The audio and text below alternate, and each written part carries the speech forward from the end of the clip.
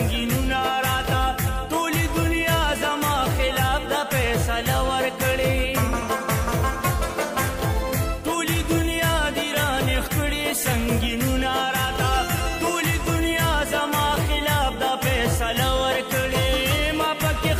بسم الله الرحمن الرحیم زه زمونږ د پارټۍ د مخکې نه دا دغه روان د 4-5 کاله پس زمونږ د فارمسازي کېږي او بیا د هغې تنظیمونه جوړېږي نو زه د مونډا تحصیلي مونډا د چیرمن په حیثیت باندې دلته عارف ویلج کونسل ته راغلی یم او تنظیم سازۍ مهم مې شروع کړی دی او موږ ته 18 ویلج کونسلي ده په 18 ویلج کونسلي کې بعد زما په ذمه باندې په دې کې تنظیمونه جوړول دي نو الله دې صحت راکړي چې د بعض طریقه زما دا کار الله وایي موږ دا دویم میټینګ شو په دې عارف کونسل کې ویلج کونسل کې او ډېر زبردست میټینګ وشو ستړی خو پکې ډېرې وکړې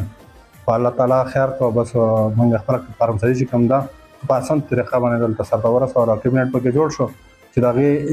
دغه ته زه وایم چې په متفقه طور دغه چیرمین عارف خان راغی او جنرال سیکرټري پسې بېدې ما پې زما د پلار نوم دی خو محمد رسول خان نوم دی او سیکرټري اداره پسې دغه راغی د ابراهیم او نوره کابینه پسې د 150 کسانو کابینه شمشاد دی حکیم دی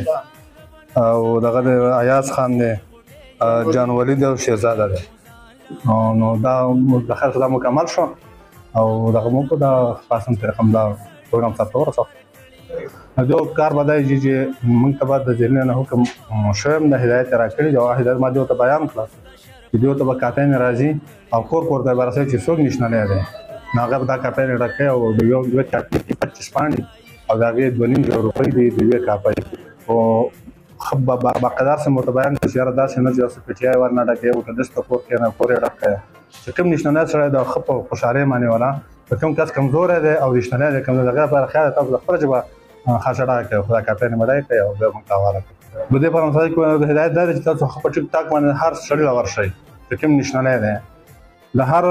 سړی ورور او وټکوي او مطلب دا چې دغه دیو ته فرانسوي ورسره کې څوک فرانسوي چاته انکار نه کوي چې څوک دا غواړي کاپي غواړي هغه ته کاپي ورکړي چې نشنه او ځان نشنه تصور کوي دا هدایت د بده موږ ته سخت اجرا کړی چې باقاعده بده کې بدل نه کوي او صحیح فرمسازي وکړي صحیح فرمسازي وشي مخکې څنګه کار شوی او شامل او صحیح فرمسازي وشي اعوذ بالله من الشیطان الرجیم لاول خصوص صدر او د میډیا ټیم او د علاقې د مشرانو ډیره شکریا ادا کوم د وی سی عارف چرمن ما موږ خلک متفقه طور پر د فیصله وکړه او فرمسازي لپاره میټینګ وکړه زموږ په لپاره ځان وقف کړل او چې څه قسم لګا زموږ ما خپل لپاره به موږ خپل مخ ته تړلې وایو